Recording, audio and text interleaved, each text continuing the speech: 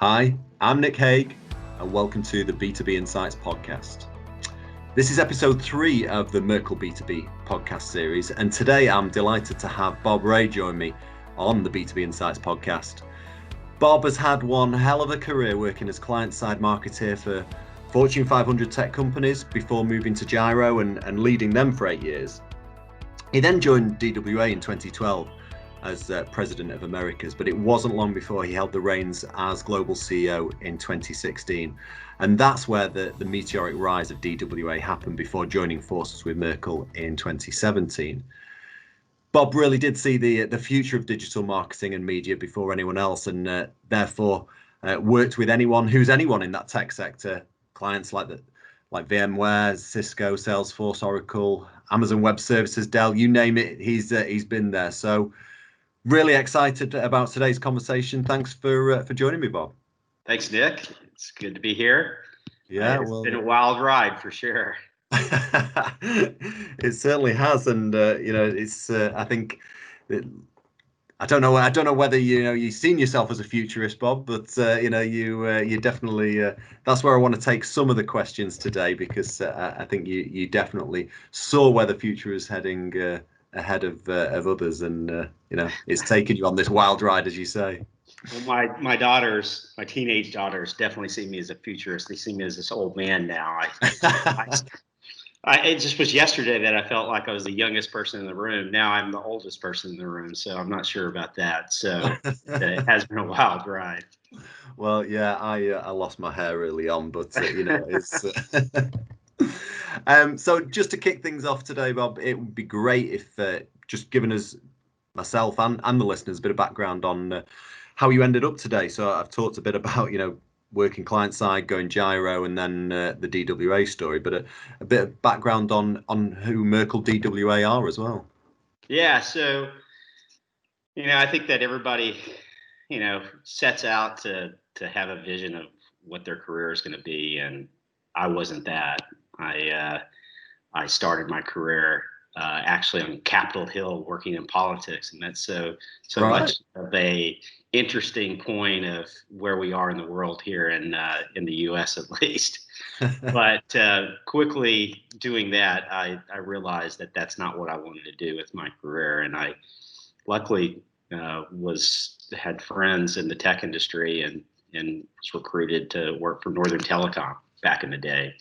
Right. And that really molded me. I had some of the best mentors going through my career, going from Nortel to Williams Communications, which was a big telco at the time, and then moving over to Cabletron and Terraces that's really where I started to do the corporate marketing thing and really falling in love with marketing as a discipline.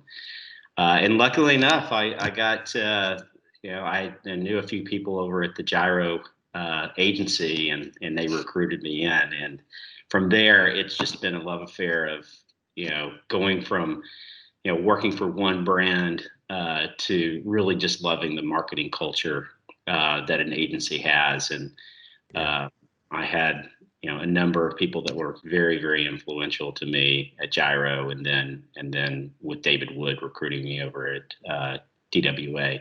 Merkle DWA is a agency that really filled a gap. The David Wood's vision, from the original, date of birth of that agency was there wasn't an agency that really understood the technology buyer, and tech companies were trying to use either going direct with publishers or using large agencies that really didn't give the time of day to understand the buyers and the uniqueness. And that really worked for him for a couple of decades. The reason he and I connected was he really wanted to break into the U.S. market. He had a few different situations where he just didn't make the progress that he was looking for. And so just at the time, I had been with Gyro, and Gyro was going through a number of different evolutions themselves, but they really weren't focused on media. And just so happens, and which I think is the important story of like why I think, we got in front of the B2B agencies is Gyro had a client called Turn, and they're a DSP, one of the original DSPs, and we did their creative for them. We did TV commercials for them, and really were like leaning in. And Turn was very much a pioneer in digital media and targeting and using DMPs. And that was kind of the inside of when I went to DWA, I was going to lean into performance media for B2B because it just was not a thing at the time. And this is 8 years ago.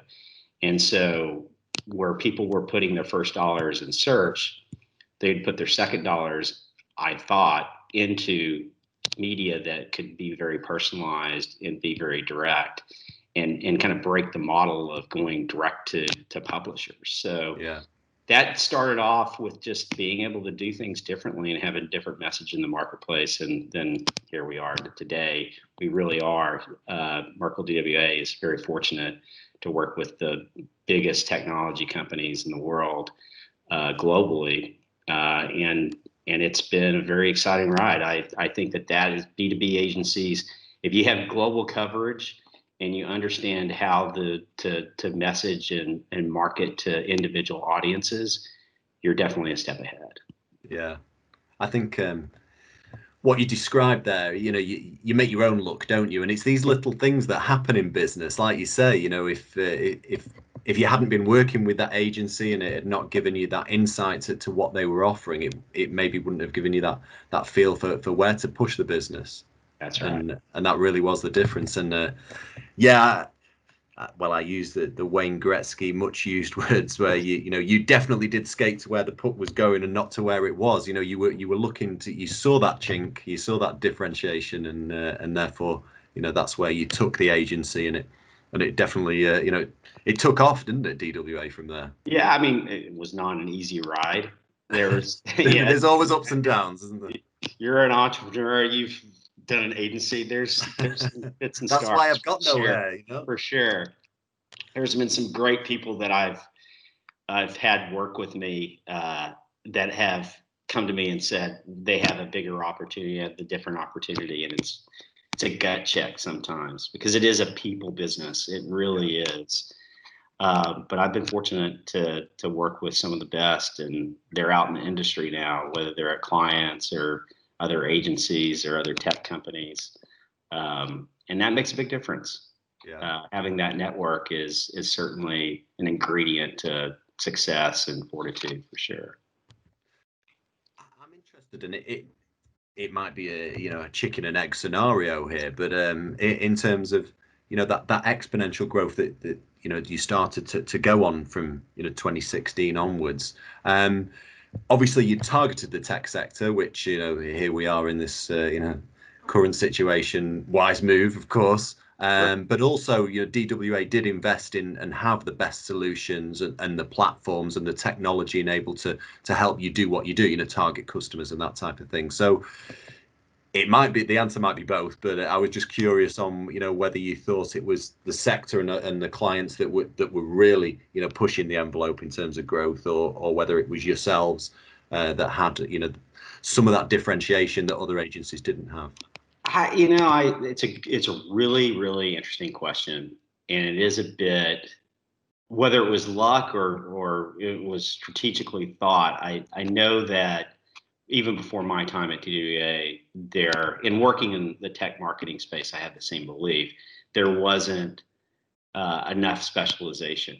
And one of the reasons that when we were going and looking for a partner to be acquired, one of the things that we found was because we were focused on an industry in tech, it scared some of the bigger agencies. They felt like we were maybe limiting ourselves. Yeah. And Merkle really believed in that strategy.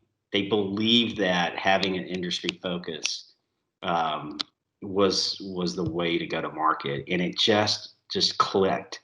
And that's I think one of the biggest reasons we've been successful is being able to partner with Merkle and now be part of Merkle and being industry focused, because clients really appreciate sitting in the room and they just can feel the passion about understanding what the products they're selling, why they're selling them, why they're trying to change the world with technology. And I couldn't think of a better industry to work in. And then B, I think that it's just, part of what has really made a difference. And the second part of it is the tech industry needs global coverage. They need an agency that can do as good of work in the US as they can do in China. And there are very, very few agencies that can put that team on the field. Very few. Yeah. What you described there actually is quite perverse in a way around the B2B international brand, because I suppose we've flourished because we've specialized because we're B2B, not B2C, but actually we're pretty broad, so sure. So from lots of industry verticals, and actually that's where I want to take my next question, because I know obviously you're recognized as this leader in digital media for tech companies, as we're talking. You've earned this reputation, whether it's social, programmatic, advertising, you've got it. But what I do know from our own first-hand experience is other huge global corporates, other sectors, that very much been slow to move. And I suppose with the recent situation that we're in, the COVID situation, it's forced them to do things or start at least to be on that journey. But lots of B2B companies, from our surveys, they're still reliant on the good old-fashioned trade show, sales rep visit, partnership, that type of thing, and even down to print magazine advertising as it was. So I'm really interested in obviously that tech sector and that so well, but all these other companies out there in other industry verticals, why haven't they evolved this marketing? I think there are definitely B2B companies that have invested over the years in communicating their brand message. And I think that where we are right now, kind of this idea of, this terrible situation with COVID, the upside here is technology is going to enable the world to move to hopefully a better place. And B2B companies can take advantage of this new scenario of how can they insert their brand, insert their products, their value proposition into this new digital experience. Hopefully we get back to in-person meetings and dialogue, but we're all going to work more and more like in a remote community. And I think that is a new communication framework, just like, the whole trend of Internet of Things. It's really just saying that there's going to be so many more tech-enabled devices, tech-enabled capabilities, whether it's in your car or, in your house. Those are opportunities, I think, for these B2B companies to think differently about their marketing and how they're going to embrace the individual as a consumer and as a business decision maker. I think there's going to be a huge blend and just a mind frame. It's going to be a state of mind. It's not necessarily going to be communicating with someone when they're at business in a business environment. And it's a great point, and it's well, I suppose it's the big opportunity that we see as well, isn't it? Too long the B2B companies have thought, oh, we're different, not in that consumer mindset. Now we're all working from home, and in that, we individually to try and target. I think it's the world has changed, and it probably has changed forever, like you say. We will come back face to face one time, but there's going to be more remote working for sure. Yeah, think about it this way, I think the world has to be a healthier place. How many companies, whether they're rethinking about their products or they're looking at an opportunity to reposition themselves to really answer the idea that we're building a more healthy world now? And I think that's a marketer's dream. These big trends allow marketers to be creative in how they're going to help create new products, help position new products and solutions. So that's just not the technology industry. That could be almost any industry, frankly. Yeah, for sure. Absolutely. I think in terms of where it might go, it's who knows. But I think the role as an agency, and especially in that marketing space, is, whether we're working from home, whether we're working from an office, is definitely to provide that maximum value to the client, therefore the advertiser, and targeting that CMO. And I love Mark Ritson's work, his musings. He's been particularly critical in the last year, probably, of CMOs, talking about them or their marketing colleagues being as this just colouring in department, he called them, not having the respect to the CEO and the board, maybe because that they've typically come up the ranks of CFO. But what would you say to any CMOs listening who are looking for an agency to help them with, say, marketing attribution or delivering that transparent ROI to the marketing spend that the CEO or the CFO is definitely looking for, and that digital can really help? Yeah, I mean, it's a great question. We used to, in our marketing world, we used to say, you're either a red balloon or blue balloon person, or like you have to get serious about what marketing would really, bring to the business. Yeah. I think the really big insight is, marketing is not just about advertising. Marketing is not just about creating demand.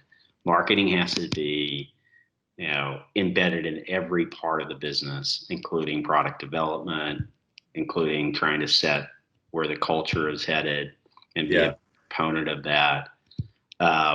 But I think the big opportunity right now is there is no doubt that there's change going on in the world at a pace that is faster than it was in the past. And marketers have to lead that effort.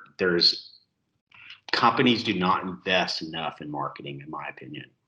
Yeah. They invest more in sales and more in things that in the past could be very tangibly measured.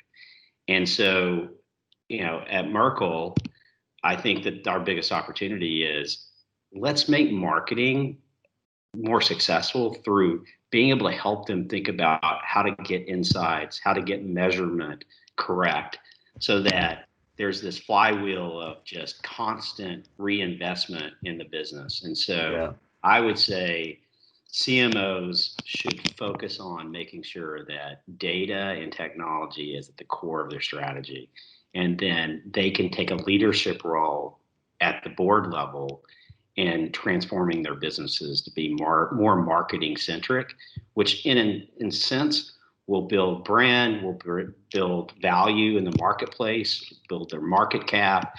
The vision that they could create through being a leader and leveraging data and technologies is just core to success, in my opinion.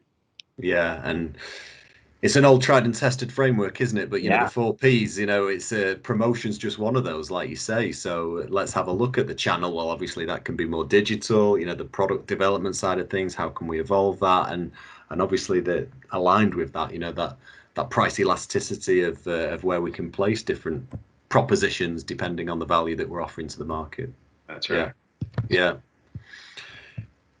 You're at the forefront anyway, Bob, of the digital marketing space. So I suppose it's evolving all the time. You'll be seeing it more than most, and this personalization of messaging across B2B buyers' journey being possible. And I suppose, like you say, we've already talked about the clashing together of the B2C and B2B worlds that we now live in, working from home with our home life as well. But do you see it changing in the future? Where do you see digital marketing moving over the coming years? I think we're finally catching up with the promise of personalization at scale. I think that the idea of it has been in the marketplace for a long time. Account-based marketing being a trend that B2B marketers talk about all the time, but the 2 factors I think that are really important is, personalization of communications is about setting up a conversation and knowing how to, to know what someone wants to hear about. And so your insight and then how you communicate through advertising other mechanisms is difficult to orchestrate. But I see examples across different partners and frankly, what we're doing with certain clients of ours, really testing new models. I think the second factor is peer-to-peer is, in my opinion, the most effective way to create brand affinity in a logical way. Companies that have been very successful have done this very well. Yeah. And if you look at, for example, on the B2C side, Apple Music, there's no doubt that that was an ecosystem that peer-to-peer drove that made it a must-have technology. And so technology works that way. And so brands work that way also, in a sense that people that love a brand have more influence probably than the brand could ever have with the other peers that they have. So by being able to personalize advertising that peers can share with their peers is a very clear focus area for us and our clients right now. I think what's interesting hearing you speak, Bob, is, you talk of, we're talking about technology, we're talking about digital, but it all comes down to people. It's understanding people, isn't it? The digital side of things, the technology side of things, it really is just a platform in which to get to connect, to speak to messages, and it's too often forgotten, I think, in sometimes when people think of this digital technology age that we live in. That's right. That's exactly right. And so with my questions for today, at least in terms of, we started this journey with Merkle B2B. So, coming together just last month, the 5 different agencies, Merkle DWA, Digital Pie, Gyro, and B2B International, creating Merkle B2B. We've talked a lot about where this goes, but I think in terms of the benefits that companies see, what do you foresee the benefits that we can deliver to clients, whether they be in the tech space or any other industry vertical? Yeah, I mean, I think that there's no other agency in the world that has the capabilities that we just put together when it comes to B2B and it comes to, but that's not the point. The point is companies and brands want this based upon my experience in the last 30 years. They are looking for an agency that can give what B2BI does. B2B International is at the forefront of insight in helping, problem solve big questions that people need to research and understand. Well, the connective tissue there is, it really, like the CMO, poor CMO, is the only one that actually can integrate all of these different agencies together and people in their organizations together. I think what we want to do is be the partner to the CMO.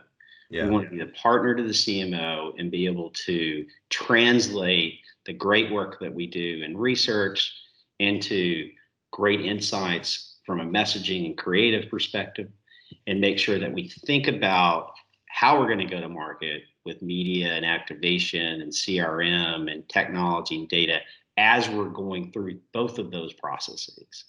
And so thinking of it as a linear thing is the wrong way to think about what we're putting together. We're putting together an organization that we can tap into experts from all these different agencies to basically build a world-class team to help our clients be competitive with, have a competitive differentiation by doing better marketing. Yeah. And like I said earlier, thinking about it when they're actually developing their products. How cool is it to think about what is my advertising plan as we're actually thinking about the functions and features in your product, and how those could actually be aligned to what a potential advertising campaign can be. That's what we're looking to do with this agency, is really reinvent and create solutions in marketing that haven't been done in B2B before. I love the way you put that, Bob, because I think it is this holistic view that we can deliver on different services. But I suppose coming back to, and you mentioned it earlier on, we're here to create relationships. We're here to add value to our clients. But a nice byproduct of this is we can create a healthier world, in terms of, impacting and empowering people and clients themselves. So I think it truly is exciting. I hope, the enthusiasm, I can feel it coming through the laptop as we speak now. But I just, when that day comes when COVID has disappeared and we can sit, whether it's in Tahoe in the summer or on a ski trip and share a beer, I look forward to that moment. But I do too. This is such a people business, whether it's us and this new agency that we've created, or if it's our clients, or it's even the customer clients that we're trying to market to. We cannot forget, like you said earlier, that this is a people business, and people should bring their personality. This is the greatest industry for people to work in. Like the kids that are getting out of college and trying to figure out what they want to do. This is an exciting place to work. This industry, Merkle B2B. I think that we're about to do something really special here. So I'm excited to be part of the team. Well, and I think that's the point, isn't it? We're no longer, the poor cousin to B2C marketers. We're here, and actually we can change a hell of a lot in terms of what's been gone before. So I need to thank you, Bob, for your time, for getting up early. I know you're based on the West Coast there, but for anyone that wants to get in touch with Bob, or if you're interested in what DWA can offer, then you can get in touch via the podcast usual ways, but also out there on LinkedIn is probably the best way, Bob, to if anyone wants to get in touch. So thank you very much for your time, Bob, and until that day when we can meet in person, until the next time on one of our many calls, I need to thank you again. So thanks a lot. Thanks, Dick. Appreciate it.